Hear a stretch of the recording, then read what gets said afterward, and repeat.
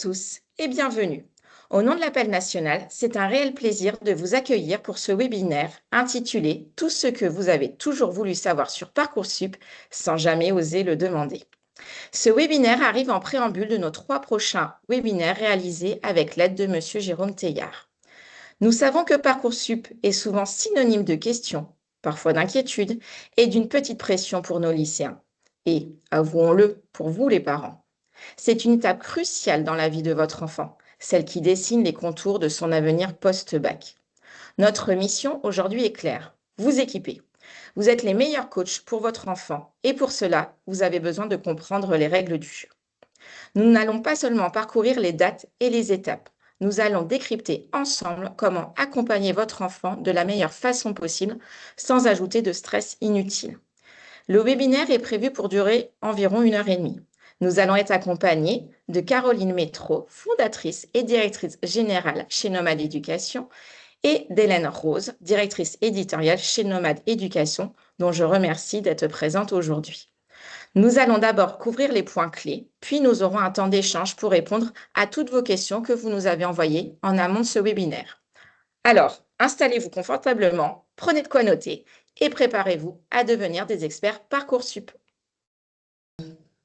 Merci pour cette introduction. Nous sommes ravis avec Hélène, toutes les deux mamans, ayant connu les affres de Parcoursup, de mener avec l'appel ce webinaire. Vous allez voir que vous allez en ressortir après 1 heure et demie beaucoup plus serein, avec des clés pour voir comment remplir aux côtés de votre enfant cette plateforme qui, en fait, quand on la maîtrise, et propose énormément de ressources. Je laisse la parole à Hélène.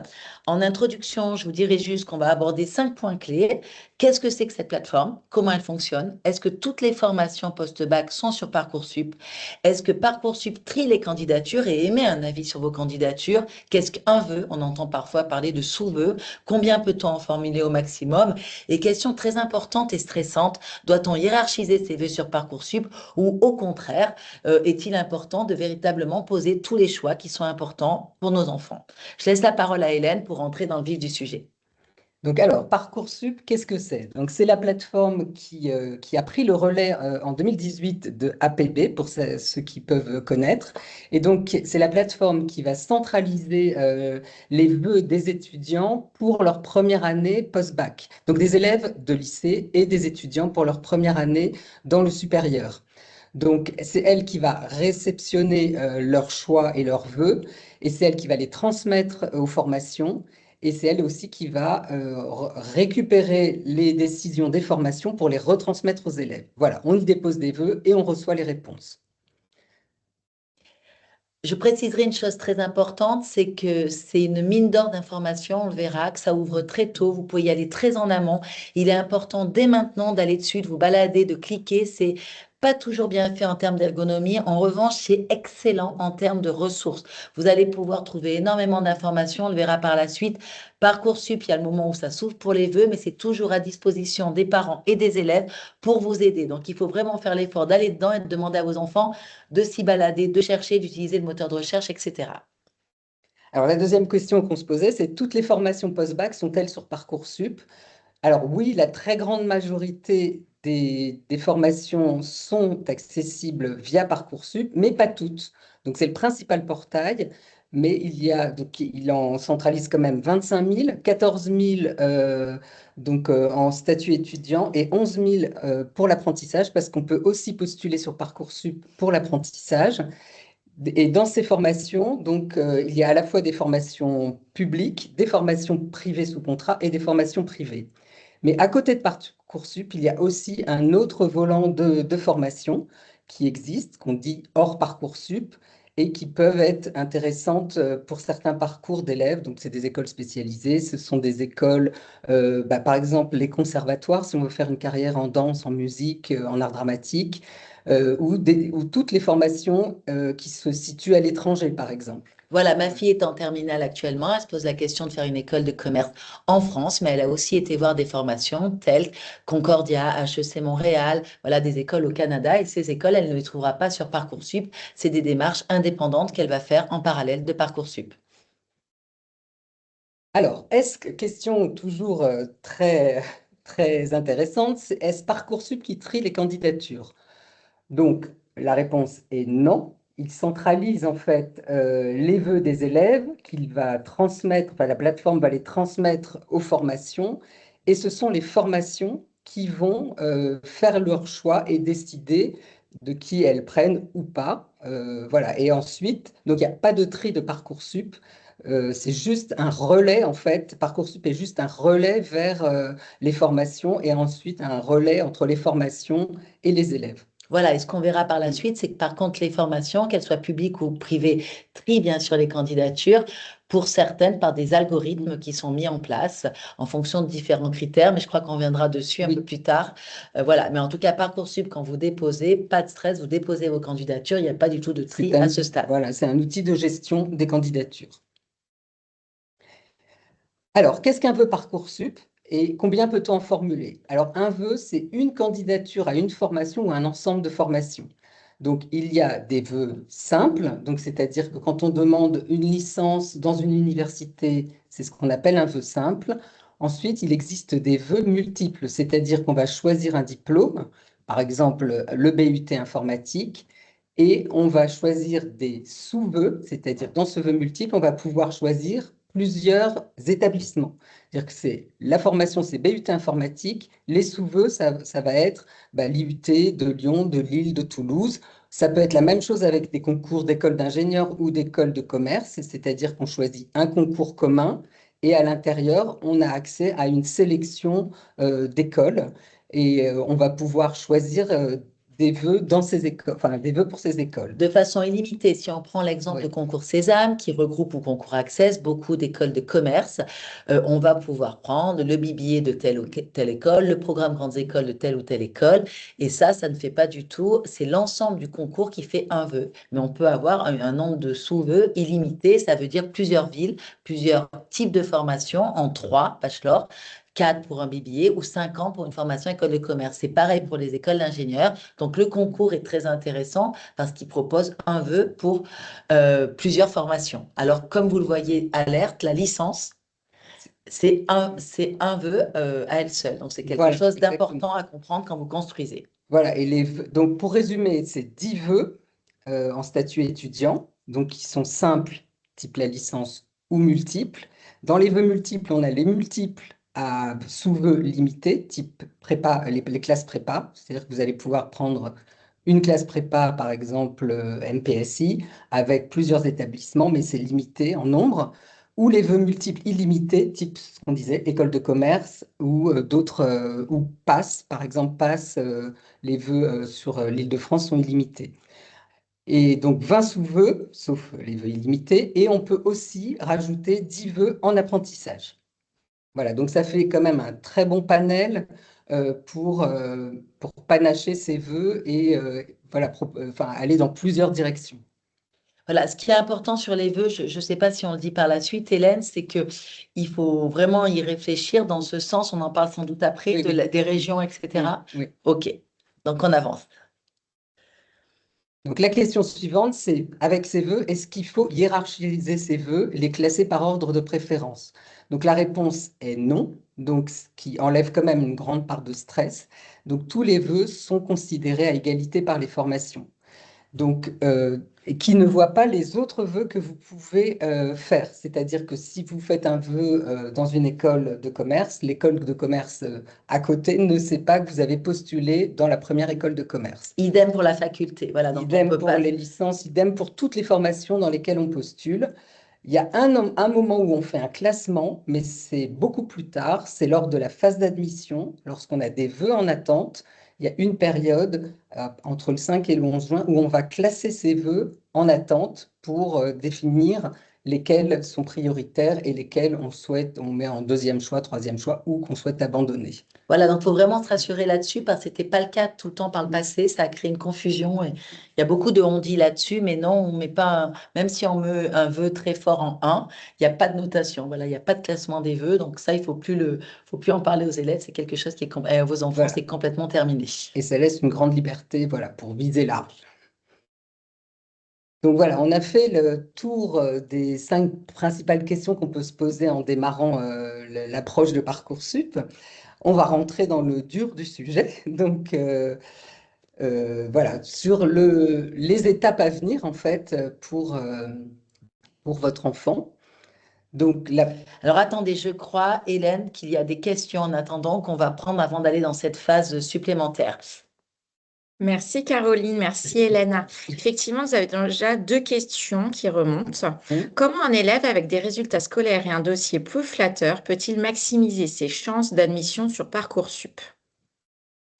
Alors, il y a plusieurs possibilités. D'abord, bien identifier et valoriser toutes ces forces, parce qu'il n'y a pas que le dossier scolaire, hein. Donc, voilà, déjà, pour rassurer, c'est bien identifier. Peut-être que c'est un enfant qui fait beaucoup de choses à côté de sa scolarité, donc il est impliqué, qu'il est engagé par ailleurs.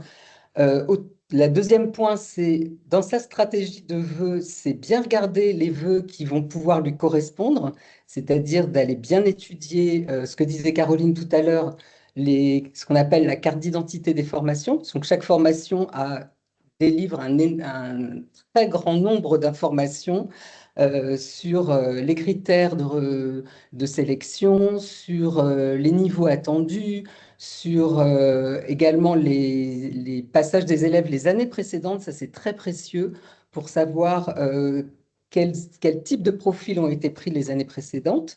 Donc voilà, il faut prendre le temps d'aller bien regarder tous ces éléments pour pour qu'il se construise le meilleur panachage de vœux accessible possible. Voilà, je vous donne un exemple concret avec mon fils qui était en enseignement catholique à Jeanne d'Arc à Colombes.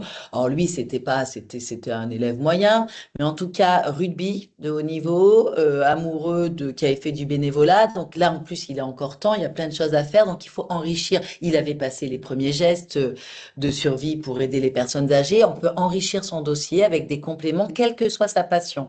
Il n'y a pas de mode où vous êtes patient.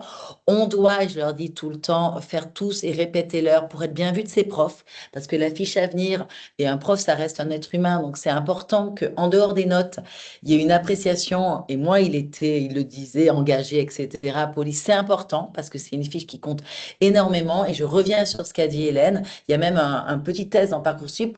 Un bac pro, on lui dit qu'il peut aller partout. Et quand vous regardez, par exemple, les formations, vous allez voir qu'elles n'ont jamais pris de bac pro. Elles ont 0% d'intégration des bacs pro. Nous, on a été voir et toutes les formations, lui, il était avec des SP et on a vu qu'il y avait des écoles qui prenaient beaucoup ces SP, donc on s'est dit que c'était plutôt pour lui, ou qu'il y avait des écoles trop élevées en termes de niveau, il aurait pu quand même tenter, qui prenaient que 8% d'élèves de son type.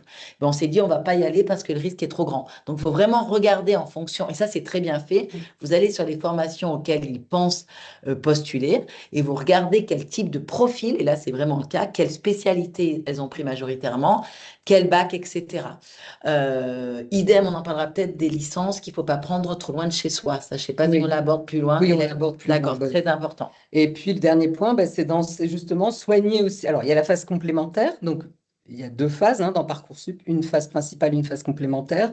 Donc aussi se servir de cette deuxième phase pour postuler dans les places vacantes. Et dernier point pour cet élève, c'est aussi bien peaufiner ses lettres de motivation en expliquant voilà, tous ces points, en expliquant son parcours parallèle et sa motivation pour postuler dans la formation, parce que ça, c'est aussi très important. Voilà, donc mettre en valeur, c'est vraiment comme un dossier de candidature à un emploi. Il faut le travailler à l'avance. On peut passer le TOEIC, enfin, on peut venir et même si on n'a pas une très bonne note, ce qui prouve qu'on s'engage et qu'on va vers des choses concrètes qui se rajoutent au dossier font la différence. Voilà alors. Merci beaucoup. Autre question qui est récurrente lors de nos webinaires avec Monsieur Teilhard. Est-il vrai que les élèves issus d'établissements catholiques sous contrat sont défavorisés pour l'accès à certaines écoles? Alors, c'est une question qui est toujours d'actualité chaque année autour de Parcoursup. C'est une question auquel il est difficile de répondre parce qu'elle est complexe en fait. Chaque formation a ses critères, donc chaque formation a ses propres critères de sélection. Donc c'est très difficile de généraliser, voilà, de dire ah bah oui c'est compliqué. C'est-à-dire que ça peut jouer dans les deux sens. En fait, voilà, le lycée d'origine, le choix ou le critère du lycée d'origine peut jouer dans le sens où ça peut être défavorable ou ça peut être favorable. Voilà, donc pareil pour les... Voilà, ouais. Et moi, si je Ouais. devais dire, voilà, et comme le dit Hélène, chaque cas ne se ressemble pas. Par contre, c'est vrai que on a tendance à dire, et quand je dis tendance à dire que l'enseignement privé supérieur a plutôt tendance à regarder l'origine de l'établissement, et l'établissement, pardon, et ce qu'il regarde, c'est le classement du ministère de l'Éducation nationale, où le plus souvent, les lycées d'enseignement catholique sont bien classés. Il y a quand même quelque chose qui se sait, c'est qu'il y a quand même souvent une sous-notation des élèves dans l'enseignement catholique parce que beaucoup d'exigences. Mais je pense qu'il ne faut pas avoir peur de cela pour deux raisons. Parce que, un, c'est souvent pris en compte. Et deuxièmement, ça sert aussi dans le supérieur, cette exigence. Voilà. À l'inverse, comme on le disait Hélène, il y a des lycées publics comme Louis-le-Grand. Enfin, il y a aussi des très grands lycées publics. Et dans le public, Hélène, on peut aussi se dire que parfois, les notes peuvent être parfois un peu plus, les notes un peu moins bonnes peuvent rendre le sujet un peu plus compliqué. Voilà. Donc c'est vraiment, c'est une question effectivement Oui, hyper difficile, mais qui normalement, enfin, ne joue pas en défaveur de l'enseignement catholique privé. Je ne pense pas. voilà, et il y a beaucoup d'autres critères qui sont pris en ligne de compte. Voilà, en fait, c'est un panel de critères, surtout le dossier scolaire, donc les notes, le rang de l'élève dans sa classe, et puis toutes les activités parallèles. Voilà, il n'y a pas que ce critère-là qui rentre en ligne de compte. Et Hélène vient de dire quelque chose de très important, c'est la moyenne dans la classe. Mm. Voilà, la moyenne dans la classe, c'est le niveau de l'établissement. Enfin, ce que je veux dire, quelqu'un qui a 12 dans un établissement où tout le monde a 11 va être considéré par toutes les formations publiques ou privées comme un bon élève. Mm. À l'inverse, dans un établissement où tout le monde a 17, celui qui a 12, voilà, c'est pour ça que c'est plutôt une question de placement dans un lycée, parce qu'on sait tous que d'ailleurs, privé ou public, il y a des différences entre les établissements. Merci beaucoup, mesdames. Je vais vous laisser continuer. Ok, donc on part dans toute ce tunnel. Voilà, les différentes étapes. Donc, le 17 décembre prochain, la plateforme avec l'offre de formation 2026 ouvrira. En attendant, comme disait Caroline, on peut tout à fait se plonger dans Parcoursup en amont et c'est vraiment conseillé de le faire pour se familiariser avec la plateforme. Voilà, à partir du 17 décembre, ce sont les formations 2026 qui seront intégrées. La suite du programme, donc 19 janvier, c'est l'ouverture de la plateforme pour l'inscription et la formulation des vœux, la saisie des vœux. Cette première étape, formulation des vœux, s'arrêtera le 12 mars au soir. Cette première étape, c'est décider quel vœu s'inscrire déjà et ensuite décider quelle formation on veut rejoindre. Donc, préparer ces dossiers. L'étape suivante, entre le 12 mars et le 1er avril, on ne peut plus rajouter de vœux, on peut en supprimer en revanche, et surtout, ça va être la période dédiée à la finalisation et à l'optimisation, entre guillemets, des dossiers. Donc, rédaction des lettres de motivation, on remplit les questionnaires qui sont demandés par certaines formations, on remplit les documents aussi, on rajoute les documents nécessaires. Voilà, et donc 1er avril au soir, cette phase de vœux se termine. Et alors, la règle pour tout, je le précise, Hélène, c'est l'anticipation. C'est-à-dire qu'on voit trop de gens arriver au dernier moment. Et moi, je pense, même si je crois à l'autonomie des enfants, que d'y mettre son nez en tant que parent, et d'ailleurs, souvent, l'enseignement catholique, il met aussi son nez en tant qu'établissement, et c'est très bien, c'est important. C'est-à-dire qu'on voit des erreurs commises, donc il faut anticiper, pas se retrouver la veille de la clôture. On a vu des élèves déposer deux vœux, on a vu des choses assez particulières. Donc, c'est quand même important. Il y a beaucoup de temps pour le faire. Donc voilà, on va pas. Et on a même vu des plans de forme un peu déraillés parce qu'il y avait trop de monde dessus. Donc on ne fait pas les choses la veille. Voilà, on s'y prend, il y a des délais. On fait des tableurs Excel. Je trouve que c'est pas mal. Voilà, enfin moi j'ai fait ça à la maison sur les formations choisies, qu'est-ce que je voulais, toutes les dates, etc. Des petites notifications dans l'agenda de famille. Honnêtement, ça change tout et ça permet d'être beaucoup plus serein le moment venu. Voilà, donc l'anticipation, c'est vraiment la clé pour Parcoursup. L'étape suivante, donc à partir du 2 avril, c'est le travail des formations, de sélectionner les dossiers, etc. Certains élèves passent des concours pendant cette période-là, tout ce qui est école, des concours ou des oraux, des écrits, enfin voilà, c'est varié selon les formations. Et on arrive ensuite au fameux 2 juin, donc qui signe le début des réponses des établissements. Donc, à partir de ce jour-là, commenceront à tomber les réponses des établissements. une période qui va courir jusqu'au 11 juillet pour la phase principale, en sachant qu'à partir du 11 juin, il y a la deuxième phase qui peut commencer, c'est la phase complémentaire, qui va permettre à des élèves qui n'auront pas ce qu'ils veulent de repostuler sur les places vacantes. J'insiste sur une chose et je reviens à mon tableur Excel que disait Hélène, c'est qu'il y a Parcoursup, mais il y a d'autres choses à côté, hein. On a vu des élèves se dire, mais mince, les concours que je voulais faire d'école d'ingénieur il est passé. Voilà, il y a des écoles qui sont sur concours, ça s'ajoute à Parcoursup, c'est des démarches parallèles.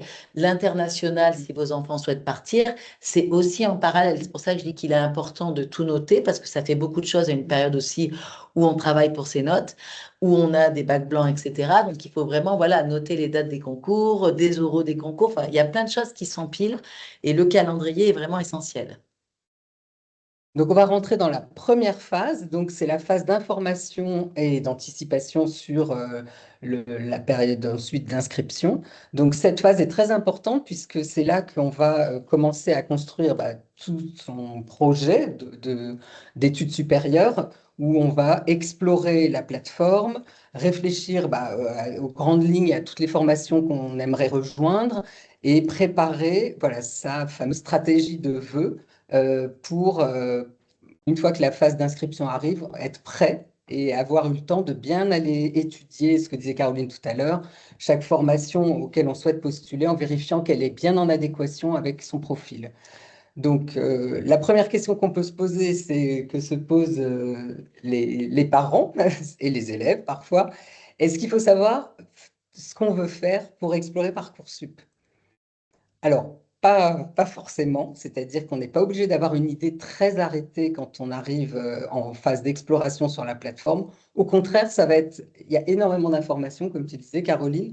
Donc, ça va être l'occasion d'explorer des filières qu'on connaît moins bien, d'affiner son projet et de découvrir des nouvelles voies, en fait, au fil de la consultation de la plateforme. Exactement, et moi, c'est même devenu, moi, vous voyez, je suis vraiment, je vous le redis, mais Valentine, 17 ans, Jeanne d'Arc à Colombes, donc comme vous, hein. Et puis une maman stressée comme les autres, avec tous les enjeux qu'on a à côté. Nous, on s'amuse, parce qu'on trouve que c'est assez de faire 15-20 minutes tous les week-ends.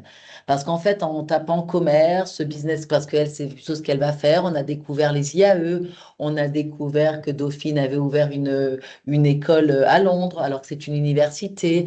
On a appris, parce qu'il faut être sûr d'être pris, qu'il fallait regarder du public et du privé, parce qu'on a envie de le faire et que c'est notre choix. Donc, en fait, on farfouille et on voit et on monte notre dossier en parallèle dans notre tableur Excel en se disant, bah, tiens, ceux-là, ils prennent plutôt l'aspect SES. Donc, en fait, on enrichit, ce qui fait qu'au moment, au jour J, on sera prêt et puis on discute. Quel éloignement de la maison? Parce qu'on regarde, il y a des écoles qui sont à Paris, il y a des écoles qui sont à Nice, il y a des écoles, voilà. Donc, il faut regarder aussi tout ça. Et c'est au fur et à mesure, c'est un cheminement en fait. Voilà, donc c'est important de commencer cette phase assez tôt pour avoir justement le temps de faire toutes ces explorations et de se poser les questions voilà, sur le projet d'études supérieures, loin de la maison, près de la maison, comme tu disais, payant, gratuit, enfin bon, voilà, toutes ces questions qui seront cruciales au moment de faire le choix de ses vœux. Voilà, et dans notre appli de révision Noma Éducation, on a posé la question, et comme le disait Hélène, à date, il y a quand même 48% des élèves qui hésitent. Il y en a même qui hésitent encore entre commerce et ingénieur. Donc, je veux dire, aujourd'hui, le panel de formation est hyper important. Et donc, il est normal, quelque part, que les élèves soient un peu perdus. Donc, ce stress, il faut le transformer en curiosité. De toute façon, ils vont trouver, hein. Il n'y a pas d'élèves qui restent sur le carreau, mais c'est vrai que c'est important d'exploiter et de regarder les différents critères possibles. Alors, question suivante, peut-on tout demander sur Parcoursup? Alors, parce qu'il y a une telle offre, donc quand même 25 000 formations, on a tendance à penser que tout est ouvert, donc On peut faire son marché, mais non, en fait. tout est accessible. Donc voilà, il faut bien être vigilant là-dessus, sur le fait que chaque formation a ses propres critères, que tous ces critères sont parfaitement affichés et bien décortiqués sur chaque carte d'identité des formations. Et bien noter que certaines sont sélectives. Donc sélectives, ça veut dire qu'elles ne prennent pas tout le monde, elles ne prennent pas tous ceux qui postulent. Donc formations sélectives, ce sont les BTS, les classes prépa, les BUT, ça peut être aussi les doubles licences. D'autres formations ne sont pas sélectives, donc c'est plutôt l'université, mais les licences, parce que les doubles licences le sont. Voilà, donc après, il y a tout un... Il faut bien regarder tout ça. Et il y a aussi les licences qui sont en tension, c'est-à-dire qu'il y a un trop grand nombre d'élèves qui postulent dans ces filières, ce qui fait qu'elles sont obligées de faire de la sélection. Donc voilà, il est très important donc, de se plonger dans Parcoursup, de lire attentivement la fiche, de comprendre les attendus, les prérequis, les profils recherchés et de mettre son profil voilà, face aux chances réelles d'accéder à ces formations. Voilà, c'est très factuel. Donc, vous avez une fiche presque avec un camembert. Tant de gens viennent de là, là, là. Donc, déjà, si vous n'en voyez pas qui viennent de votre filière, il y a quand même un sujet. Après, on peut toujours prendre une prise de risque. Et après, vous avez un niveau de sélectivité. Je pense que très souvent, on arrive à situer, ne serait-ce que par rapport à sa classe. Donc, quelque chose qui prend 70% des élèves. Et il faut vraiment regarder les chiffres parce que vous allez voir qu'il y a les chiffres du nombre de gens qui postulent. Et au bout, il y a le nombre de gens sur ces gens qui sont rentrés, mais il y en a beaucoup qui ont abandonné ce vœu-là. Vous allez voir que souvent, les taux de sélectivité sont moins forts qu'on pense et que ça vaut le coup d'oser. Mais vraiment, quand on regarde, vous pouvez imprimer les fiches pour les avoir, il y a énormément d'informations à l'intérieur. Alors justement, donc, comment bien utiliser cette carte d'identité des formations? Donc, cette carte d'identité qui est disponible pour chaque formation précise évidemment des informations clés, l'établissement, la sélectivité, les capacités d'accueil, le diplôme obtenu et le statut qu'elle propose. Elle va déterminer les critères concrets d'admission et aussi, ce qui est très important, les débouchés pour aider le candidat à faire ses choix. Donc, et elle permet aussi, cette carte d'identité, d'actionner, enfin, c'est un petit bouton qui est très important, formation similaire, qui va pouvoir aussi aider les élèves à faire leur choix. C'est-à-dire que si on postule, par exemple, dans une licence d'éco-gestion, quand on va cliquer sur formation similaire, on va avoir un panel de choix parallèles, en fait, qui sont dans le même domaine. Et ça, c'est vraiment très précieux pour construire sa stratégie de vœux. Et puis, cette carte d'identité des formations donc, contient tous les outils dont tu parlais, Caroline, bah, voilà, de type de profil d'élèves qui ont été pris. Il y a même un rapport vraiment à chaque fois avec un très détaillé sur la sélection des candidats de l'année précédente. Donc ça, c'est très éclairant pour savoir si son enfant rentre dans les critères de choix. Et cette Vous avez carte, même une grille sur à quel point les activités en dehors de l'école, si c'est 8 points, si c'est... voilà. Enfin, vous allez voir qu'il y a des écoles qui sont très dans le classicisme avec, il n'y a que l'académie qui compte et les notes, et d'autres pas du tout. Donc ça vaut vraiment le coup de regarder dans le détail parce que vous allez vite voir si c'est plus le type de voie que vous voulez choisir ou que l'enfant veut choisir ou pas. Ouais, les débouchés, pareil, ce débouché étudiant et débouché professionnel. Et cette carte d'identité est très importante aussi au moment de la rédaction, on y reviendra, mais pour la rédaction de la lettre de motivation, puisque c'est dans cette carte d'identité que l'élève viendra piocher aussi tous les éléments pour justifier enfin, son choix en fait, de cette formation. Une chose que je précise, qui n'est pas souvent dite, et je ne sais pas si on l'a dit là, mais c'est que vous savez ou vous n'êtes pas sans savoir qu'il y a beaucoup de réorientation en France. C'est-à-dire qu'on a quand même pas mal d'élèves qui, après avoir fait leur choix l'année suivante, se retrouvent dans des formations où ils ne se plaisent pas. Donc nous, ce qu'on encourage à faire et qu'on fait d'ailleurs en dehors de Parcoursup, qu'on fait d'ailleurs dans l'appli Noma Éducation, c'est d'aller voir les programmes des années suivantes. Voilà. Il y a beaucoup d'élèves, exemple type, qui vont en STAPS en pensant qu'ils vont faire de la muscu et de la course. STAPS, il y a beaucoup d'anatomie. L'anatomie, c'est comme en médecine, c'est difficile. Le droit, il y a beaucoup à apprendre et nous, on encourage les élèves à aller découvrir le contenu aussi des formations. C'est très important pour voir. Voilà, moi, j'ai un fils qui pensait sciences politiques, il adore les maths. À Sciences Po, dans la première année, il n'y a plus de maths. Et il y a des endroits où il y en a. Donc, toutes ces questions à se poser sur les matières et les appétences, même si on a le droit de se tromper, ça permet aussi parfois, dès la première année, de trouver sa voie. Alors, quels outils pour aider ben, son enfant à faire des choix éclairés? Donc là, on rentre un peu plus dans le détail de la carte d'identité de formation et de ces voilà, outils qui sont proposés aux élèves pour y voir plus clair. Donc, il y a un comparateur de formation, ça c'est important, ça permet d'aligner plusieurs formations et de voir Alors ça, c'est plusieurs- génial. C'est ce que vous trouvez sur toutes les plateformes, et je dirais presque à la FNAC quand vous voulez choisir entre deux produits. Vous allez vraiment avoir sur des critères. Alors, ça peut être, ben moi, ce qui était important pour moi, c'était les stages, Mm. la présence à l'international. Est-ce qu'il y a il y a des écoles où on ne le fait pas du tout, des universités pas du tout, d'autres où on part au bout de la deuxième année. Vous allez vraiment avoir sur des critères. Un enfant qui veut pas partir, voilà, il va pas aller sur quelque chose qui se passe très loin de chez lui. Donc ça, c'est vraiment un outil très pratique. Voilà, et ça va aussi, bon, l'outil dont tu parlais, bon, le simulateur qui va permettre d'apposer vraiment son profil et de vérifier qu'il est bien en adéquation avec les attentes de la formation cette formation définit vraiment clairement ses critères d'admission. Donc, à travers le profil des élèves qu'elle a admis l'année précédente, ça vaut vraiment le coup de s'y plonger, et le taux d'accès à la formation. Donc, voilà, tous ces petits éléments qui sont très importants sont disponibles pour chaque formation. Donc, et ça donnera à votre enfant, voilà, plus on a une idée claire en fait et réaliste des formations auxquelles on peut postuler, plus on construira une stratégie de vœux pertinente et cohérente. Donc là, c'était pour vous donner un exemple en fait voilà, de deux formations, donc licence de droit au Havre.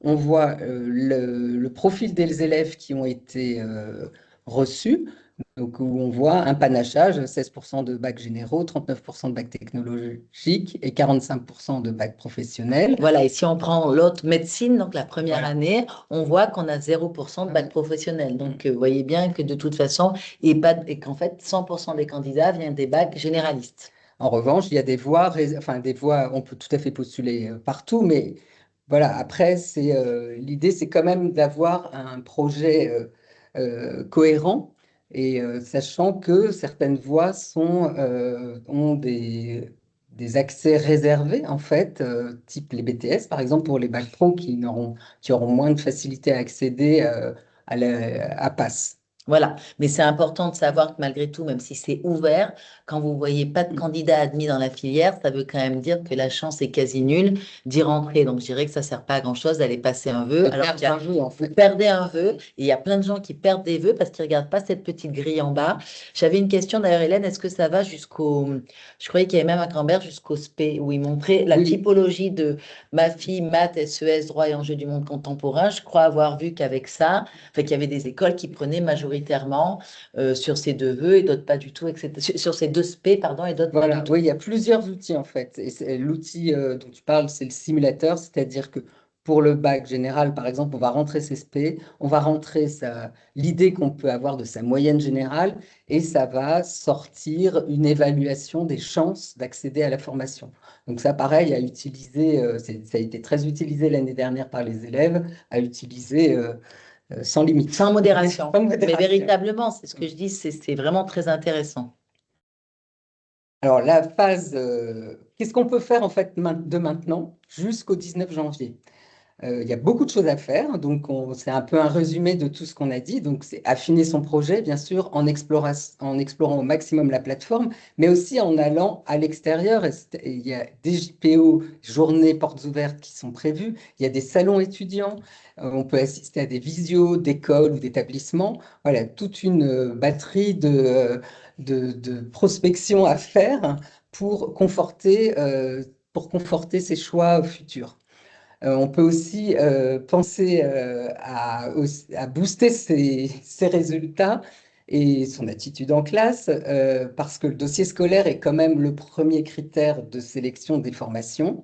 Et notamment, il y a les notes, il y a les bulletins. Donc, j'en profite pour résumer: bulletins de première et bulletins de premier semestre, premier trimestre et deuxième trimestre de terminale, plus les notes de bac de français qui sont très consultées parce que c'est les seules notes vraiment nationales, entre guillemets.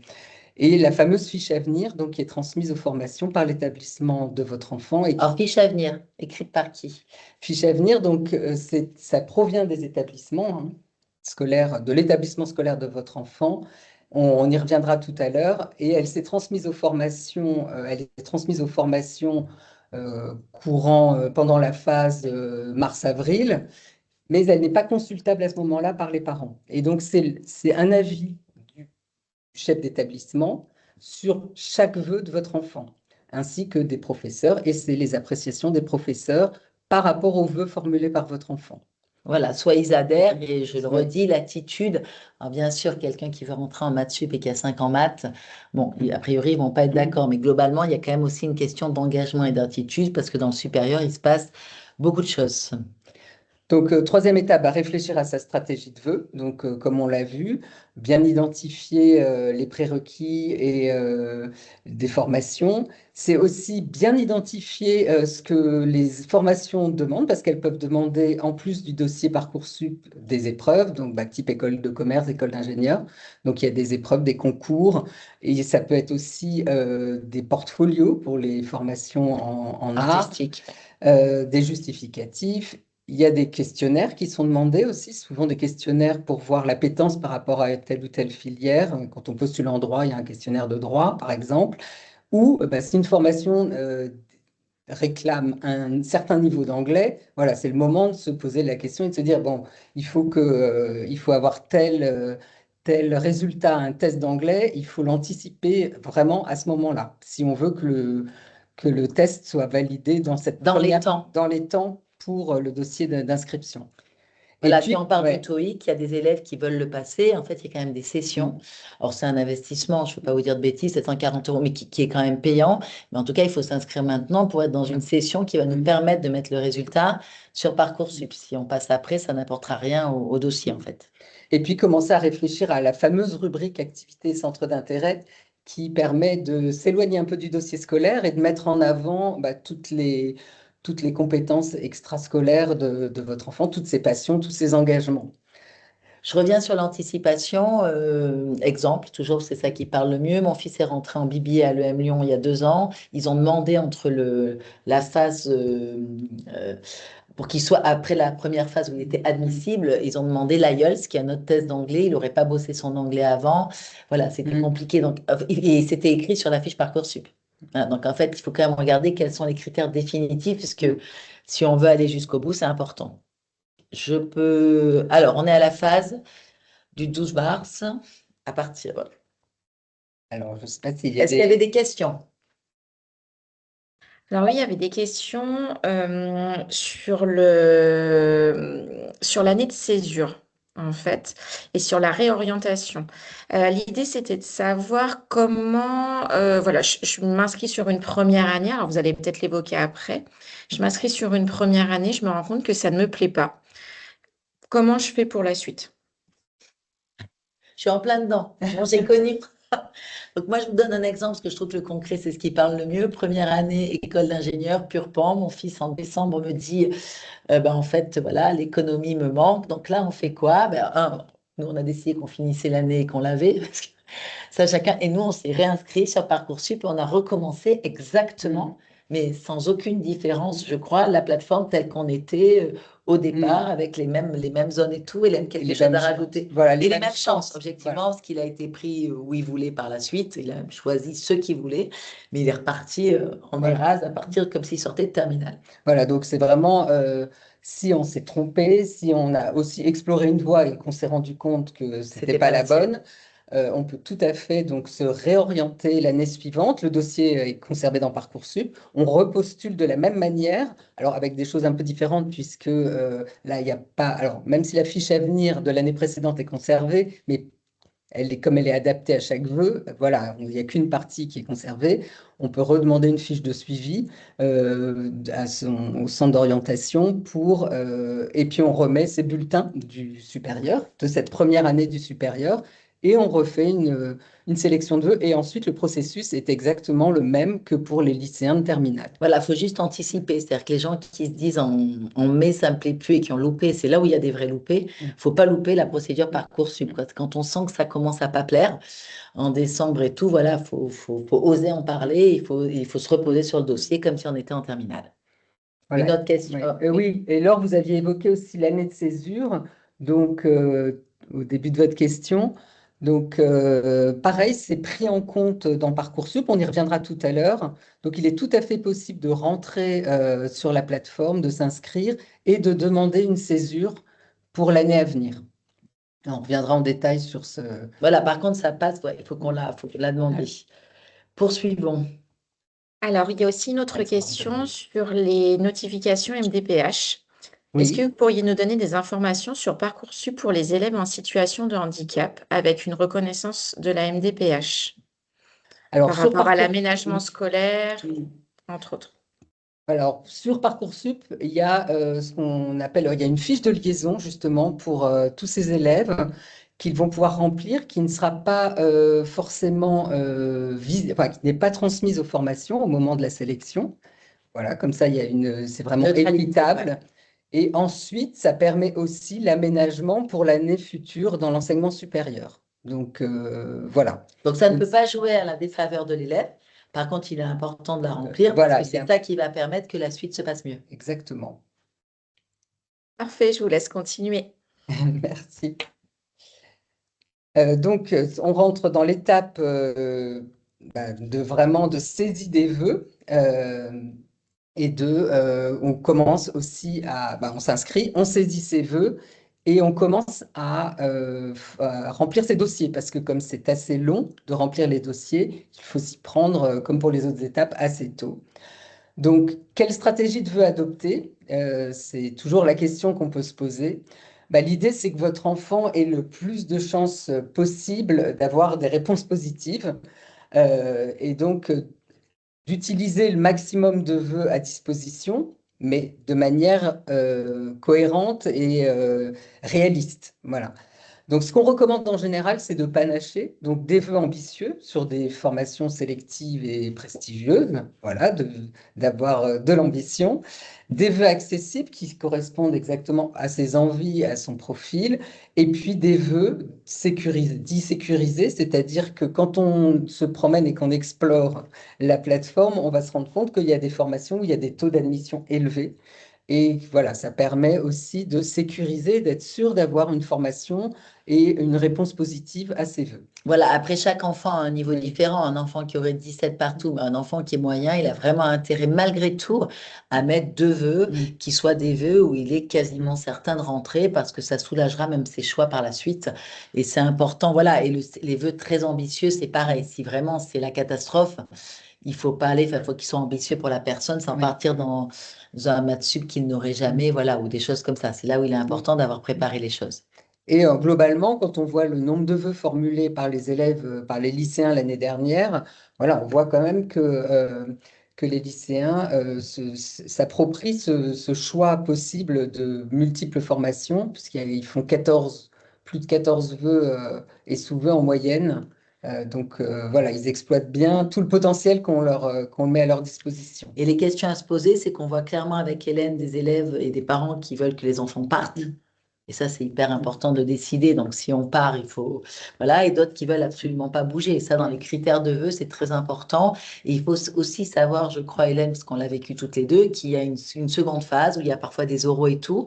Et quand on explose les vœux partout ou qu'on en prend trop, et qu'on est pris un peu partout, de toute façon, le moment du choix, il arrive à un moment. Donc, ça peut mettre dans des situations aussi compliquées pour les enfants qui, en même temps, passent le bac. Donc, ça doit être quand même construit et réfléchi. Sinon, on peut voilà, partir, notamment avec les concours, dans tous les sens. Alors, il y avait une question qui se posait, c'était les vœux avec internat. Donc, les vœux avec internat sont proposés essentiellement en classe prépa. Et donc, quand on envisage l'internat, il faut cocher en fait la case internat. On a le vœu avec deux propositions, avec ou sans internat. Il est recommandé de cocher les deux cases puisque ça compte pour un seul et même sous-vœu. Donc, les élèves qui envisagent vraiment de partir en internat peuvent tout à fait cocher ces deux cases. Sachant que les critères pour la sélection du vœu avec internat reposent aussi sur d'autres critères donc d'éloignement de la maison, mais aussi sur des critères sociaux, etc., qu'on va pouvoir vous demander peut-être des justificatifs pour justifier ce choix. Et lors de la phase d'admission, c'est pareil, il y a un comportement particulier sur ces vœux avec internat ou sans internat. On conseille de laisser le vœu avec internat en premier pour qu'il ne soit pas supprimé ensuite si vous êtes admis sans internat. Mais au moment, en tout cas, sachez qu'au moment des réponses des formations, tous ces éléments sont très bien précisés. Donc, pas de stress. Alors, grande question. Erreur que j'ai fait. J'ai posé des licences à Toulouse en habitant à Paris. Donc, est-ce qu'on peut poser des vœux n'importe où en France? Alors, oui, on peut poser des vœux n'importe où en France. Alors, c'est sûr, pour les formations sélectives, c'est très clair, oui, puisqu'elles sont souvent réparties sur tout le territoire. Donc, OK, comme les concours, les choses comme Voilà. ça, les choses très...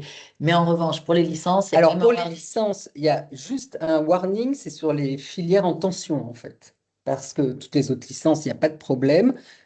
Mais sur ces filières en tension seront privilégiés les étudiants, enfin les de la élèves région. de la région. Donc, tout ça est bien précisé. Voilà, on dit que c'est en général entre 5 à 12% qui est réservé aux candidats hors académie pour ces filières en tension. Donc, voilà, ça réduit pour un élève qui habiterait Lyon, qui voudrait postuler à Toulouse en licence, hein, je précise bien, parce qu'il est dans une licence en tension, voilà, ça peut être plus compliqué d'avoir une place parce qu'on n'est pas prioritaire sur ces filières en tension, mais c'est précisé vraiment toujours au moment voilà, des informations sur les cartes d'identité des formations. Et voilà. Et à noter aussi, c'est très important, l'Île-de-France, c'est un seul secteur géographique, donc pas de stress sur... Versailles, voilà, Marseille, exactement. que ce soit en médecine ou... Alors, il y avait aussi une question qui se posait sur est-ce qu'on peut verser d'autres éléments au dossier que ceux demandés? Donc, normalement, on ne peut voilà, ne verser que les éléments exigés par les formations, c'est-à-dire c'est souvent la lettre de motivation, les attestations qui peuvent être demandées, le portfolio. L'aide de motivation, je précise, c'est par formation. Donc, vous allez Oui. voir, Hélène l'a dit tout à l'heure, mais il faut bien lire pour que la changer un petit peu. On ne change pas tout, hein. Mais à chaque fois, quand une école dit qu'elle est plutôt internationale, plutôt portée vers des sujets, et ça prend du temps. Voilà, Voilà, mais c'est ça pour prend revenir du temps, dessus, c'est... IA ou pas. Mhm. Sachez qu'en plus, la personnalisation par rapport à votre profil est importante. Voilà, donc c'est un moment important qui prend du temps. Voilà, et quand il y a un document à verser enfin, pour le dossier pour postuler dans cette formation, c'est toujours bien précisé sur Parcoursup, donc voilà, pas d'inquiétude. En revanche, on ne peut pas téléverser d'autres éléments que ceux demandés. D'accord, donc on se concentre. Voilà.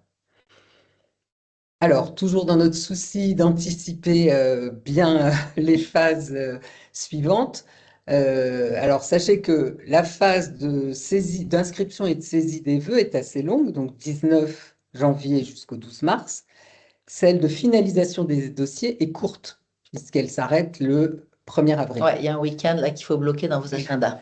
Donc, c'est bien dès qu'on formule ses vœux, de commencer à remplir ces dossiers et notamment à rédiger ces fameuses lettres de motivation qui sont demandées par les formations, la plupart du temps, pas toujours, mais la plupart du temps, et voilà, d'anticiper tous les éléments qui peuvent être demandés. S'il y a des questionnaires à faire, les faire en amont. Voilà, essayer d'optimiser cette période de 2 mois pour faire le maximum de choses avant de passer dans la phase suivante qui va être vraiment pour la finalisation.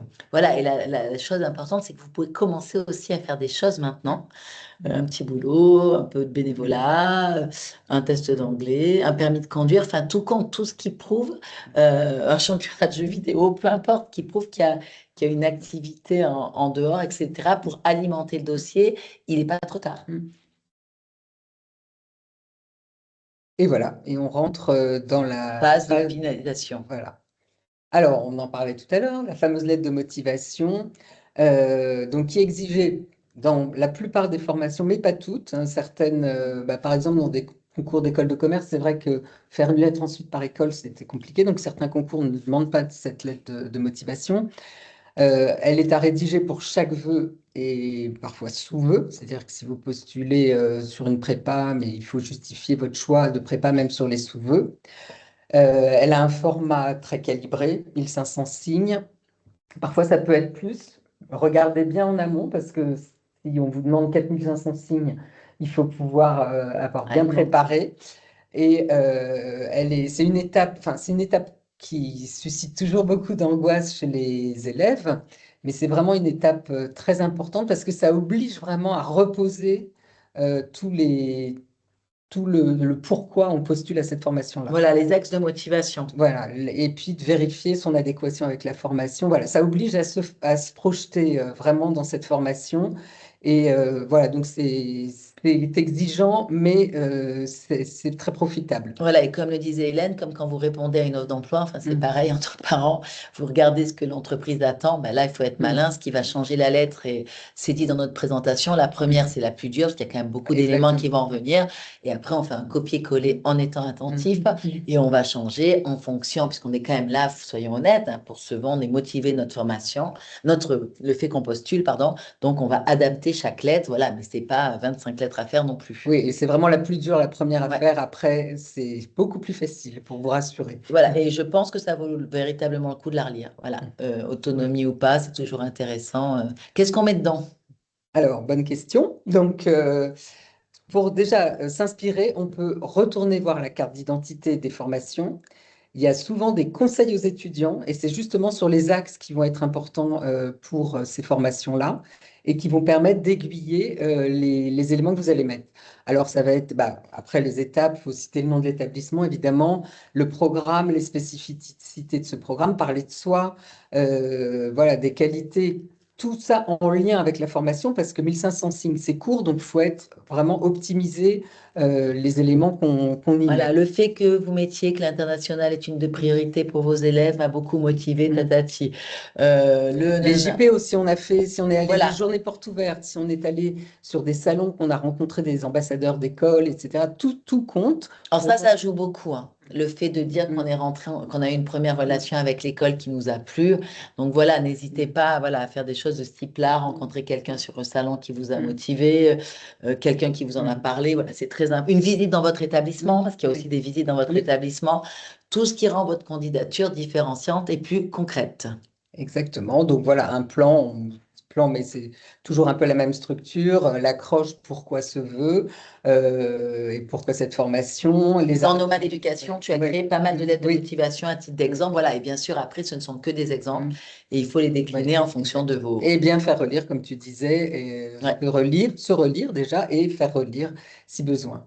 Alors, une autre rubrique très importante, donc ce qu'on a expliqué, ce qu'on effleurait tout à l'heure, donc c'est la rubrique activité centre d'intérêt, puisque c'est ce qui va montrer la personnalité de votre enfant en dehors de son dossier scolaire.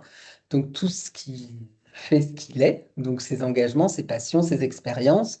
C'est vraiment ça ne vient pas forcément comme premier critère, évidemment, dans le choix des formations, mais c'est un critère qui peut départager.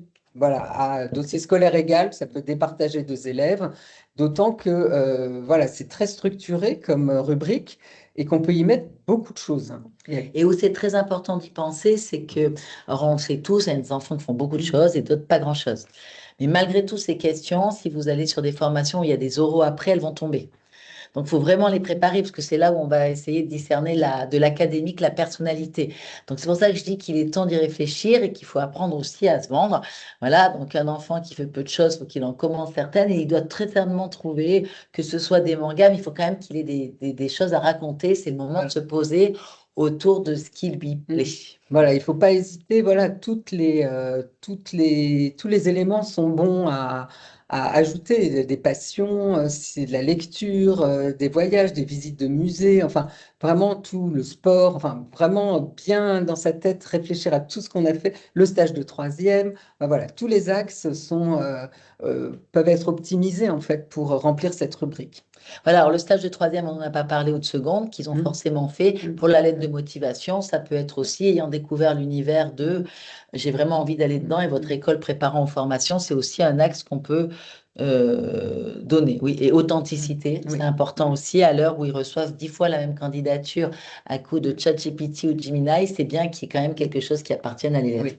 Et voilà, et bien réfléchir aux formations visées, parce que c'est vrai que ça peut aussi axer ce qu'on y met. Alors, il y a d'autres rubriques à remplir pour finaliser son dossier. Donc, il y a une rubrique qui s'appelle Ma préférence et autres projets. Donc, c'est une rubrique qui n'est pas consultée par les formations, mais qui peut aider par la suite si vous n'avez pas les vœux que vous souhaitez ou si vous n'avez aucun vœu. La commission qui vous viendra en aide à mieux percevoir vos choix. Donc, on précise ses vœux et aussi on peut éventuellement indiquer qu'on a d'autres projets parallèles à Parcoursup. Voilà, tout ça n'est pas transmis aux formations. Voilà, et le fait de ne pas avoir les vœux, parce qu'on entend beaucoup de choses, un Parcoursup, c'est quand même bien fait, quoi qu'on en dise, ça peut arriver, mais c'est exceptionnel. Les médias doivent mettre l'accent sur la personne qui n'a pas eu ses vœux, mais enfin, vraiment, rassurez-vous, objectivement, il n'existe pas de personne sans solution. Voilà, il y a aussi beaucoup de gens qui disent, il avait ci, il n'a pas eu tel. Voilà, on raconte pas toujours la vraie histoire. Voilà, globalement, les gens sont plutôt satisfaits Oui, de leurs vœux dans l'ensemble. Une petite question. En tant que maman, vous avez aidé, donc on a bien compris, vos enfants à s'inscrire sur Parcoursup, à monter leur dossier. Est-ce que vous pourriez nous donner quelques astuces? Comment les aider à mettre en lumière leur centre d'intérêt, leur rubrique d'activité? Hélène, alors, ben, en fait, 3 enfants, simplement, 3 dossiers. trois dossiers. Quatre avec une réorientation. Donc, l'idée, bah, c'est de les faire réfléchir en leur demandant, alors nous, il y a ce qu'on connaît, mais aussi eux, ce qu'ils aiment, leur passion, ce qu'ils ont fait, de les pousser à réfléchir à tout ce qui fait leur quotidien aussi, hein, donc, et à des expériences passées aussi sous cet angle, entre guillemets, Parcoursup. Voilà, donc on évoquait tout à l'heure bah, les stages, ça peut être du babysitting, ça peut être de l'aide aux devoirs d'un petit, ça peut être des engagements plus profonds aussi, donc du SNU, enfin voilà, essayer de leur faire mettre en lumière tout ce qui les passionne, tout ce qui les a engagés ou les engage encore, toutes leurs passions à côté, le sport, la lecture, préciser bah, par exemple qu'on adore, je sais pas, bah, tu disais des mangas, mais voilà, ça dépend, cette passion jusqu'où elle va, si c'est aller ensuite lire des mangas, mais aussi se renseigner, lire des MOOC, enfin écouter des MOOC et des podcasts, etc. Voilà, tout ce qui peut valoriser en fait le parcours extrascolaire de l'enfant. Voilà, il y en a qui codent, il y en a. Alors, Mm. c'est vrai que on va être honnête, hein, Mm. c'est quand même plus facile pour certains élèves et Mm. pour certains parents que d'autres, Mm. parce qu'on est parfois à un âge où on est un peu blasé. Donc, il y en a beaucoup qui vont dire, ouais, il n'y a pas grand-chose qui m'intéresse. Voilà, et c'est là où vraiment on doit jouer un rôle parce que c'est important. Et qu'en plus, quand je dis qu'il n'est pas trop tard, moi, je me rends compte, même à la maison, où il y avait déjà des choses de faute, que quand on regarde bien les fiches, ça donne quand même envie, même sur les 3 mois, de s'engager davantage et d'avoir un projet. Objectivement, il faut se poser, il faut y réfléchir et c'est très rare, parce que nous, on reçoit Mm. plein de jeunes en entreprise, qu'on ne se rende pas compte qu'il y a quelque chose qui a marqué à un moment donné, voilà, même si ce n'est pas forcément un moment où on fait le plus d'activités, etc., qu'il va falloir faire ressortir. Et il n'y a rien qui est négatif, c'est surtout Mm. ça qu'il faut comprendre. Même des choses qui peuvent nous paraître négatives en tant que parents, voilà, le centre d'intérêt qui nous fait rêver, c'est Mm. pas très grave que ce soit pas celui-là qui mette, c'est pas ça que vont retenir les écoles, c'est plutôt une histoire, quoi. Quelqu'un il dirait qui est passionné par les tags, etc. C'est pas gênant en fait. Ce qui est important, c'est la personnalisation et c'est la confiance qu'on va leur donner Mm. aussi en eux à ce moment-là sur quelque chose qui leur plaît. Donc je crois que c'est le moment de ravaler un peu parfois le côté j'ai envie de le bouger pour au contraire le rassurer et l'amener à sortir des choses qui lui plaisent. Parce que ça peut même retourner plus tard dans les oraux, etc. Voilà. Mm. Donc il y a toujours quelque chose de positif. Et je dirais même, alors voilà, quand on va en école, certains c'est la nature, d'autres au contraire c'est être à fond dans la ville, c'est des passionnés de l'urbain, d'autres c'est le cinéma. La Mais il faut gastronomie. regarder, et là il y en a qui adorent cuisiner, il y en a qui adorent les séries, et les séries on peut en faire plein de choses. Voilà, avec un gamin qui regarde trop la télé ou les réseaux, il faut qu'il essaye de comprendre voilà, s'il passe des heures à regarder le sport ou si on est passionné d'esthétisme, Mm. enfin, d'esthétique, pardon. Je ne sais pas, il faut en faire quelque chose de positif. Mais ils passent tous du temps sur un sujet qui leur plaît. Merci beaucoup et je vous laisse continuer cette nouvelle étape dans Parcoursup. Voilà, donc là, je crois qu'on arrive. Voilà, c'est le voyage du dossier pendant une fois que la période de candidature est terminée pour les élèves, sauf à chaque fois, c'est vrai qu'on remet entre parenthèses ceux qui passent des épreuves pendant cette période-là, mais le dossier donc continue son cours, la fiche à venir est remontée par les enseignants, par les établissements, et voilà. Donc là, c'est le moment où les formations qui ont déjà tous les éléments, celles qui ont tous les éléments en main vont commencer à se plonger dans la sélection des dossiers. Et donc le plus souvent, donc il y avait toujours cette question des algorithmes. Alors oui, souvent les formations ont un préclassement avec un algorithme maison, mais ces commissions sont constituées d'enseignants, parfois de responsables pédagogiques des filières dans les différentes formations. Et c'est un moment, voilà, où il y a un préclassement, puis après, c'est l'humain qui remet sa patte et qui va décider des partagés pour sélectionner les candidats. Voilà, et ce qui est très important de comprendre, c'est que là, on ne peut pas faire grand-chose. Il y a quand même une phase très active dans Parcoursup qui est celle d'avant. Là, il faut quand même se concentrer sur autre chose. Pour ceux qui ne passent pas d'épreuves en parallèle, il faut se concentrer sur le bac. C'est plus entre nos mains, donc ça ne sert à rien d'aller se poser 1 milliard de questions. Il faut avancer, le dossier, il a été bien fait et il faut vraiment passer autre chose jusqu'à ce que revienne, parce que l'autre phase est aussi assez, faut de l'énergie. Donc là, voilà, c'est plus dans nos mains et c'est généralement bien géré. Oui, et c'est la période où on se concentre aussi sur le bac. Voilà, sur son oral, sur plein de choses. Alors, cette question, voilà, sur le lycée d'origine, On en a parlé tout à l'heure. On en a déjà parlé. Donc voilà, le principe de base, c'est l'équité entre tous les profils d'élèves, donc qu'ils viennent du privé, du public, qu'ils soient en milieu urbain, en milieu rural. L'analyse se fait principalement sur le dossier scolaire, donc les notes, la progression, le rang, et les appréciations des professeurs, la fiche à venir, donc avec l'avis du proviseur et des professeurs. Donc la réputation du lycée, c'est pas forcément un critère officiel, même si c'est un critère qui va être pris en compte par un certain nombre de formations, notamment sélectives. Mais il y a d'autres critères qui sont pris en compte. Donc, tout ce qu'on vient d'évoquer aussi, c'est la motivation de l'élève. Aussi le rang de l'élève. Malgré tout, le rang de l'élève, il est lié, enfin, il est équitable par rapport aux établissements, parce que globalement. Il est recontextualisé, quoi. Voilà, ça redonne du contexte pour la sélection. Et ça, je dirais, parce qu'on avait même eu une question de est-ce que je dois changer mon élève d'établissement? Enfin, il y a quand même des moments quand l'enfant est bien, enfin, il y a quand même des passages, puis l'année suivante, objectivement, enfin voilà, soit on prend des décisions en troisième qui sont des décisions assumées, ou après il y a une incident de parcours, mais je pense qu'il vaut mieux laisser l'élève dans un établissement où il se sent bien. Et je dirais même que par la suite, quand on rentre dans le supérieur, on fait quand même ce qu'on veut. Il y a des HEC très malheureux qui réussiront pas particulièrement à leur vie professionnelle, des écoles plus moyennes où les gens vont être très heureux. Donc tout ça, c'est quand même une question assez personnelle, quoi. Et c'est très anxiogène en France, cette histoire de, voilà, vos élèves, ils sont dans un établissement qui doit être très correct, etc. Voilà, maintenant, il faut en faire le mieux avec cela. Et il y a vraiment d'autres critères, Hélène l'a dit, la motivation, les à côté, etc. Donc, il ne faut pas bloquer là-dessus, en fait. Surtout que souvent, on ne va pas le changer. Voilà. Donc, c'est. Alors, le poids de la fiche à venir, ce qu'on a dit, donc ça a remonté, elle est transmise directement par l'établissement à la plateforme. Elle a vraiment un poids, cette fiche, parce que c'est l'avis, voilà, des professeurs et du chef d'établissement qui connaissent bien l'élève, et c'est sur chacun des vœux émis par l'élève. Donc, c'est très important et c'est très regardé donc, par les formations. Et voilà, ça donne une vision un peu au-delà des notes. Et ça donne même une vision au-delà du lycée. Parce qu'un professeur, ça rejoint un peu la question d'avant. Un professeur, il connaît bien les formations d'après, il connaît bien son élève. Donc, un élève qui peut avoir 13 dans un très bon lycée, il va se dire, mais non, là, en fait, en prépa, il va y arriver parce que je me rends bien compte qu'il a la capacité.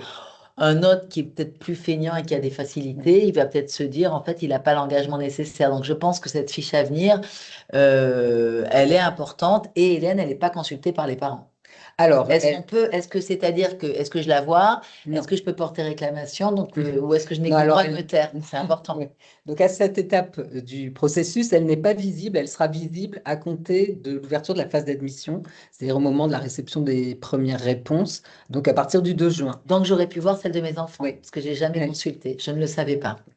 Et c'est vrai que ce qu'on disait, c'est que l'avis les appréciations générales, ça porte aussi, comme tu disais, sur la capacité de travail, sur les méthodes de travail, voilà, tout ce qui est un peu au-delà des notes. Et est-ce qu'il y a des fiches, est-ce que j'aurais pu découvrir qui disaient l'élève n'est pas fait pour cela? Et est-ce qu'on peut agir ou pas du tout une fois qu'elle est déposée? Alors, bonne question. Je ne sais pas si on peut réagir dessus, parce que là, le choix des Oui, c'est déjà formations fait. est fait. En revanche, c'est intéressant de les voir. Mais souvent, je pense qu'en amont aussi, les professeurs peuvent mettre en garde sur le choix, parce que c'est très suivi comme par les professeurs principaux des élèves, des élèves. C'est Ils important ce que vont- dit Hélène. Je ne sais pas si c'est le cas dans tous les établissements, mais dans mon Mm. établissement, celui de mes enfants, on a eu un retour sur chaque vœu Mm. qui a été validé par les professeurs. Ce qui veut dire que derrière, ils n'ont pas mis d'alerte. Il y aurait une alerte, il aurait voulu faire maths sup, maths spé, ce pourquoi il n'était pas fait. On aurait peut-être eu une alerte. Donc je pense qu'effectivement, Oui, il y a un avertissement et que la fiche à venir n'est que la reconduction de ce qu'ils vont vous voilà. dire. Mm. Donc s'ils vous disent qu'ils sont pour le vœu, ils vont aller dans ce sens. Peut-être que s'ils Oui, pensent que c'est c'est ça, un ils vœu mettent une risqué, garde. Oui. voilà, oui, on a oublié cela qui est quand même très important. Mm. Ils vont pas vous, voilà, c'est pas fait dans Mm. votre dos en fait, Mm. c'est en conscience. Ils vous disent vous allez là, mais c'est pas ce qu'on semble Mm. mieux, qui nous semble mieux pour Voilà, l'élève. parce qu'il y a beaucoup d'échanges quand même pendant toute cette période avec les professeurs. Alors, toujours dans notre souci d'anticiper pour être plus serein, donc comment préparer la phase de réponse? Ça, c'est important parce que les réponses vont commencer à tomber le 2 juin et les délais de réflexion seront très courts. Et il y a le bac Et, en même temps. et il y a le bac un peu, oui. Et donc, c'est bien de réfléchir en amont, alors déjà au moment où on formule ses vœux sur des présélections, mais surtout là, quand on approche des réponses des établissements, à sa shortlist, en se disant, si j'ai tout, qu'est-ce que je garde? Si j'ai ça et ça, qu'est-ce que je fais? Voilà, de faire des scénarios et pour être moins pris au dépourvu au moment T et avoir pu vraiment réfléchir en amont à toutes les configurations qui peuvent se Oui. présenter. Et c'est bien de le faire ensemble, je pense, Oui, parce que souvent on n'a pas le même avis. On se rend quand même compte qu'un enfant qui progresse, il faut quand même qu'il aille dans l'école qu'il choisit. Et c'est pour ça que ça, enfin, on a toutes les deux connu, vu qu'on est très appelés à ces moments de phase, des crispations dans les familles sur mais moi je voudrais qu'il aille là, l'enfant. Donc se poser et autour de la table et regarder quels seront les choix, permet vraiment parce que ça va vite après. oui, ça va très vite et voilà, c'est une période où ils approchent aussi des examens du bac, donc voilà, ça peut être compliqué de tout gérer en même temps, donc et anticiper aussi bah, les plans B, si jamais on n'a rien, qu'est-ce qu'on fait, etc. Et donc c'est aussi une période très importante. J'ai un trou. Non, mais il va falloir se renseigner en parallèle que si votre enfant part, par exemple, il y a plein de sujets qui vont se poser. Donc, si vous faites des choix de vœux, les résidences, les logés, le coût de la scolarité, voilà. Enfin, il y a plein de choses que vous avez dû anticiper au préalable pour être sûr que ce ne soit pas justement un sujet de stress pendant le bac ou après Ouais. tout l'été. Voilà, et c'est ce que je voulais signaler également, c'est que Parcoursup met à disposition un site d'entraînement pour justement se familiariser avec cette période de réception des vœux. Donc c'est un site d'entraînement, on peut faire des simulations de liste d'attente, etc. Comme ça, au moment où ça arrive, on est On préparé, comprend ce qui se on passe. comprend ce qui se passe. Voilà. Donc la fameuse phase de réception, la phase d'admission, donc de réception des vœux. Non, c'est très clair. Oui. Non, mais voilà, on a la réponse Donc fait 2 non. juin, c'est le début. Il faut bien dire que c'est le début, c'est-à-dire que c'est pas toutes les réponses le même jour. Donc c'est le début des réponses des établissements et c'est les premières réponses. Donc 4 types de réponses. Oui. Alors pour les licences, il y a ce qu'on appelle un oui-si qu'on va détailler un petit peu On après. en parlera après, oui. Voilà, les vœux en attente et les non. Donc là, on n'a pas encore le détail pour la Parcoursup 2026, mais en général, il y a 3 jours pour répondre, puis 2. Voilà, ça s'accélère au fil des jours. Et il faut savoir quand, la dernière processus Parcoursup, 67,9% des néo-bacheliers avaient reçu au moins une proposition dès le premier jour. Donc voilà, c'est important parce que Ça rassure. ça rassure. Voilà. Et donc, ce que tu vas nous expliquer après, j'ai 9 oui, un non. Je dois en garder combien? Comment j'avance par rapport à tout ça? Alors, j'ai 9 oui, un non disons 5 sur liste d'attente. Ouais. Donc, il faut décider pour un oui. Et oui, il faut en choisir un seul. Ah, c'est là que c'est C'est compliqué. là que c'est compliqué. Liste d'attente, on peut tout garder. Enfin, en fonction de ce qu'on souhaite, évidemment, parce que parfois on a émis beaucoup de vœux et on sait que ces vœux-là, on n'en veut plus, bah, autant les libérer pour ceux qui les voudront. Mais on peut tout garder, tous ces vœux en attente, garder un oui et garder ces vœux en Donc, attente. si j'ai 5 écoles de commerce en oui, Oui, je dois en choisir une et j'ai voilà. 3 jours. Oui. Donc C'est voilà, pour quand je ça vous dis qu'il faut qu'il bien faut réfléchir à la voilà. ville, au coût de la scolarité, parce que c'est là où c'est panique à bord. Et une fois que c'est coché, c'est coché. Voilà, exactement. Et donc, cette phase-là, donc de juin jusqu'au 5 juin pour décider quelle école de commerce tu vas choisir.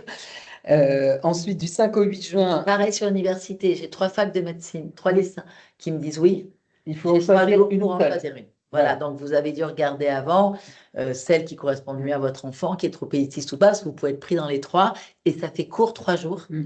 Je le redis, il y a les examens en général en même temps, donc il faut vraiment avoir fait ce tableau au préalable. Voilà, et donc et après, donc c'est la gestion, la fameuse gestion des vœux en liste d'attente. Donc ça permet, si on a une réponse positive qu'on garde, on a dit oui, on la garde. On garde ses vœux en attente en se disant, tiens, il y a mon vœu préféré, il est dans ma liste d'attente, donc je conserve. Et au moment où je suis admis au vœu que je souhaitais, je libère l'autre. Voilà, je prends le oui, etc. Donc, et au fil des jours, euh, les choses se précisent. Donc, cette fameuse, quand on est en liste d'attente sur une formation, ce qui arrive quand même très souvent, on a plein d'éléments qui vont nous indiquer si on a une une probabilité chance d'être pris. d'être pris.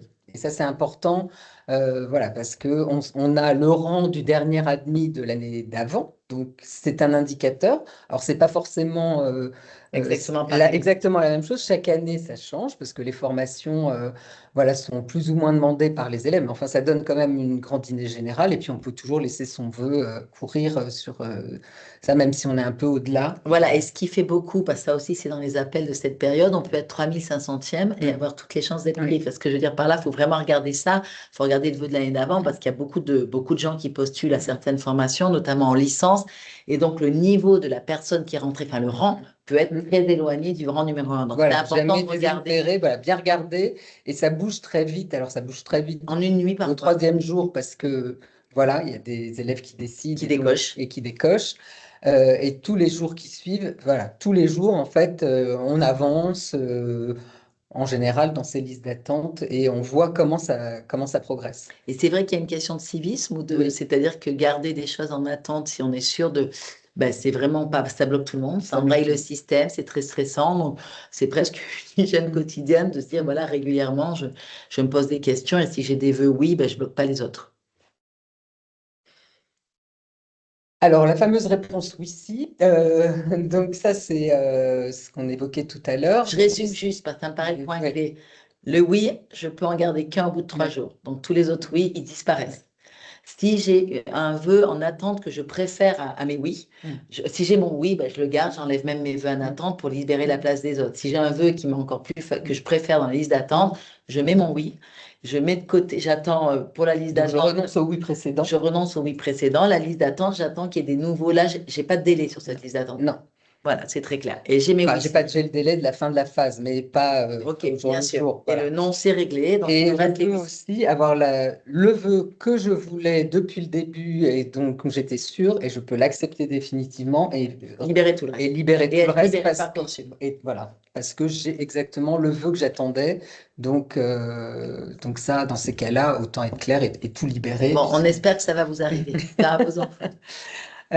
Donc le WICI, c'est donc pour les licences, ça se comporte le WICI comme une réponse positive. Si on a plusieurs WICI, il ne faut en garder qu'un seul. Et si on avait un oui et qu'on préfère le WICI pour une raison X ou Y, voilà, il faut choisir. C'est une réponse positive. Voilà, c'est une réponse engageante puisque c'est un oui à condition de suivre un parcours personnalisé de remise à niveau, de tutorat, etc. D'accord, mais c'est un vrai oui. C'est C'est pas à un vrai condition oui. que, mais Non. c'est à condition de faire quelque chose en Voilà. plus, mais qui sera forcément accepté. Ouais. D'accord. Voilà. C'est pas sous condition d'avoir telle note ou telle Voilà. note Et au on bac. s'engage, si on accepte cette proposition, à suivre ce parcours. D'accord, mais c'est un vrai oui, C'est un vrai qui pourrait peut-être être un oui et, enfin plutôt qu'un oui si, parce que beaucoup de parents pensent que c'est conditionné oui. à quelque chose qui viendrait du résultat du bac, mais pas du tout. C'est quelque chose qui est proposé par la Oui. formation, mais obligatoire. Voilà. Et c'est indiqué en général, le parcours qui sera mis en place est précisé donc sur un petit bouton dans la réponse. Donc, à faire, c'est votre oui. Enfin, c'est que ça fait Oui. partie du cursus pour que vous réussissiez. Donc, il n'y a pas d'hésitation là-dessus. Alors, mon enfant n'a aucune proposition. Donc, ce n'est pas du tout la fin du parcours. C'est-à-dire soit que des réponses négatives et même pas de liste d'attente, ou des listes d'attente que l'on sent où on On est est trop vraiment éloigné. très très très loin. Dès le 11 juin, en fait, la phase complémentaire s'ouvre et va permettre de repostuler dans toutes les places qui se sont libérées dans les établissements qui étaient sur Parcoursup.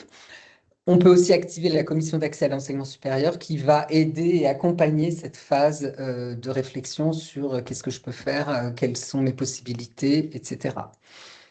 Donc voilà, à activer si vraiment on a besoin d'aide pour y voir plus clair sur ce Voilà. qu'on peut faire. Après, c'est quand même si ça a été, enfin, ça reste rare si toutes les parties d'avant ont quand même été très bien, ça arrive, ont été très bien réalisées, c'est-à-dire faire des vœux qui correspondent quand même à son niveau, etc., plus l'avis de l'établissement, etc. Bon, Voilà, ça peut globalement, arriver si le projet évolue un peu ou si on change un peu d'avis, on se dit tiens, alors ça peut être des noms, mais ça peut être aussi, on peut avoir des vœux en attente et un vœu et se dire j'aurais bien repostulé dans cette filière parce que ça m'intéresse finalement.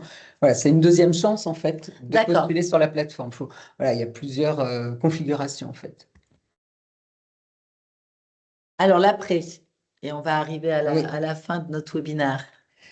Donc, comment postuler dans cette fameuse phase complémentaire? Donc là, c'est un système qui est plus rapide. Il n'y a pas de sous-vœu. Voilà, on postule sur les places libres. On a les réponses assez rapidement et on doit aussi se décider rapidement. Donc, pour bien que je comprenne, j'avais ma plateforme de départ avec plein de formations.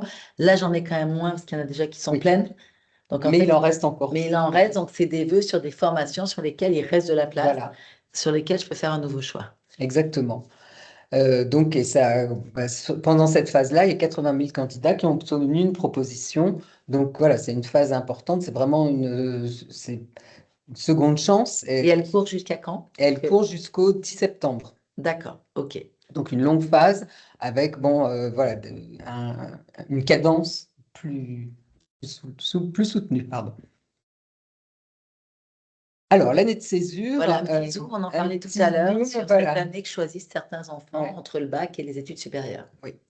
Donc, on peut décider de prendre une année sabbatique après son bac, sous deux formes. Soit on prend une année sabbatique sans s'inscrire sur Parcoursup, mais on peut aussi décider de sécuriser et s'inscrire sur Parcoursup et demander une année de césure en se disant, voilà, je voudrais bien intégrer cette formation, mais avant d'y aller, je voudrais bien prendre un semestre ou 2 semestres pour voyager à l'étranger, faire un projet humanitaire, enfin, voilà, faire son projet, le projet auquel on rêve. Et donc, dans ces cas-là, au moment où on formule ses vœux, on coche une case, demande de césure. Cette demande de césure n'est pas visible par les formations dans lesquelles on postule, donc ça ne peut pas être pénalisant. Et en revanche, au moment où l'élève reçoit sa proposition d'admission et qu'il l'accepte, il va devoir fournir, par exemple, une lettre de motivation pour demander à la formation pourquoi il choisit de faire cette césure et l'établissement va dire oui ou non. Donc, ce Voilà. que ça veut dire, c'est que si je demande une année de césure, je vais dire n'importe quoi, tiens, enfin, dans une formation donnée, si j'ai un oui, le oui est sûr, mais par contre, ils ne sont pas dans l'obligation d'accepter une césure. C'est-à-dire qu'ils peuvent me prendre Oui. directement, mais ils peuvent me dire à ces conditions-là. Voilà. C'est Bon, en non. général, c'est accepté, mais bon, voilà, c'est toujours D'accord. à motiver auprès de la formation dans laquelle on va faire la césure. Ah, pardon. Voilà. Ah ben, je pense qu'on est. Voilà, j'espère qu'on Voilà, a alors. fait le tour des questions. Il y a peut-être d'autres questions, Laure. Oui, alors je vais reprendre quelques questions qui nous ont été effectivement posées en amont. Un côté pratico-pratique. Comment mon enfant s'inscrit sur Parcoursup et à quel moment? Est-ce que dès la seconde, il peut déjà aller sur Parcoursup? Est-ce qu'il le fait avec son enseignant référent? Comment cela se passe-t-il? Alors, inscription pure et simple, c'est à partir du 19 janvier pour cette année. En revanche, Et c'est une démarche personnelle. oui, L'établissement oui. va leur dire, mais c'est une démarche et soi-même on va. On a reçu un code, je crois, dans une lettre de l'école ou sur École Directe pour ce qui nous concerne, et on va s'inscrire Avec son code avec son ININ, code, son voilà. adresse, etc.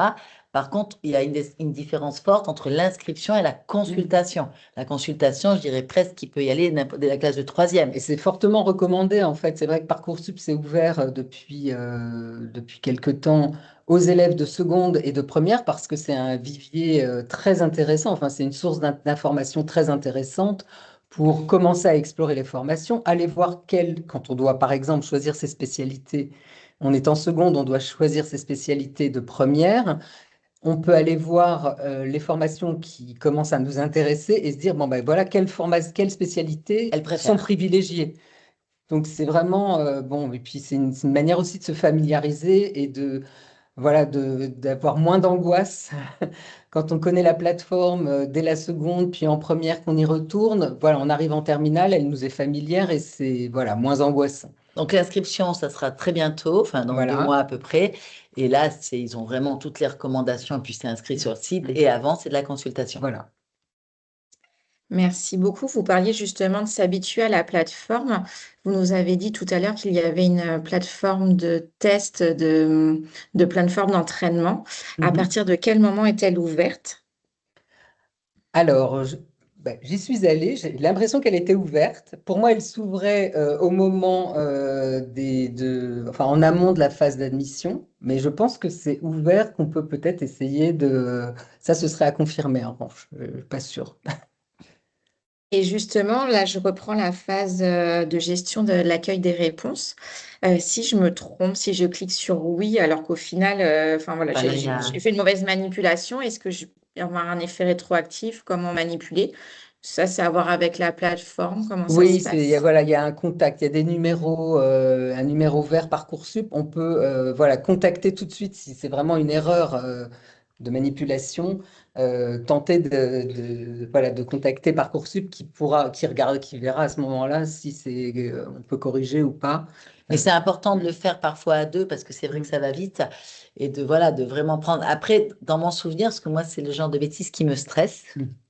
Avec le rythme, etc. C'est quand même parce qu'on ne clique pas par erreur. C'est-à-dire que pour moi, on clique et on nous demande de bien valider. Enfin, c'est quand même en plusieurs étapes, hein. C'est Il y très a pas, c'est très c'est très accompagné. accompagné. Donc, c'est vraiment, vous êtes sûr que vous voulez bien supprimer cette formation, que vous ne pourrez pas rechoisir, etc. Donc, il y a énormément, mais ça, on ne le sait pas avant. Mais quand on est dedans, on se rend compte que je pense que le taux d'erreur est assez faible parce qu'il y a des survalidations. Merci beaucoup. En reparlant de l'année de césure, une question nous est venue. Comment faire lorsque mon enfant veut aller faire une formation à l'étranger? Est-ce qu'il doit quand même remplir Parcoursup? Est-ce que vous conseillez de remplir quand même Parcoursup? Ah Ou bah, moi, alors, je conseille toujours de Toujours, oui. remplir Parcoursup. Je veux dire, il faut remplir Parcoursup. Après, chacun fait ce qu'il veut. Mais voilà, ma fille, C'est elle veut aller toujours au Québec. conseillé. On ne sait pas ce qui peut se passer, mais même quel que soit un sujet de santé, un sujet de, je ne sais pas, ça arrive qu'il y ait quelque chose qui bloque le projet. Euh, donc, il faut véritablement remplir Parcoursup. On y a droit, c'est gratuit, c'est fait pour ça. Il faut remplir Parcoursup, même si on part à l'étranger. Ça me paraît hyper important. Parce qu'en cas de changement de projet, par contre, quand on ne Mm. l'a pas fait, bah, c'est très compliqué. Mm. Voilà, il ne nous reste plus que les écoles hors Parcoursup. Donc, bien sûr qu'il faut le faire, il faut multiplier ses chances. une question aussi ce qui revient fréquemment, c'est sur les IFSI, les instituts de formation en soins Ah, premier vœu infirmiers. Parcoursup, Oui. le vœu le plus demandé. Et quelle est la question? Et bien justement, comment compléter les vœux? Comment est-ce qu'on peut choisir l'école? Si je veux aller à l'école plutôt à Toulouse, à Paris, à Brest, à Alors, oui, Reims, pour comment IFSI, faire? alors ça fait partie des vœux multiples. Donc, on peut choisir 5 groupements d'IFSI. Donc, et à l'intérieur de ces groupements, le nombre d'écoles est illimité. Donc, voilà, mais c'est que 5 groupements. Et à partir de ces 5 groupements, voilà, mais alors, enfin, c'est toujours le même principe, c'est-à-dire que ne pas prendre ce qu'on est sûr, enfin, ne pas demander les endroits où on est sûr de ne pas vouloir aller. Parce que Voilà. Et là, on a fait un dossier aussi complet dans l'appli, mais vraiment sur le détail, le dossier ici à remplir, qui est assez spécifique, où on a vraiment mis pour les lettres, etc., des exemples, parce que voilà, c'est le vœu le plus demandé. Et une dernière question qui nous revient souvent, comment dois-je procéder si je déménage entre le moment où j'ai le bac, si je déménage avec l'ensemble de ma famille au moment où j'ai le bac et mon enfant rentre en études supérieures? Est-ce qu'il y a Oui, dans Parcoursup une information que vous pourrez donner? oui, tout à Exemple, fait. voilà, Oui, j'habite contacter, Lille, je ouais, déménage oui, à Toulouse ou à Marseille. oui, J'aimerais c'est autant que mon enfant soit pas loin de voilà. moi.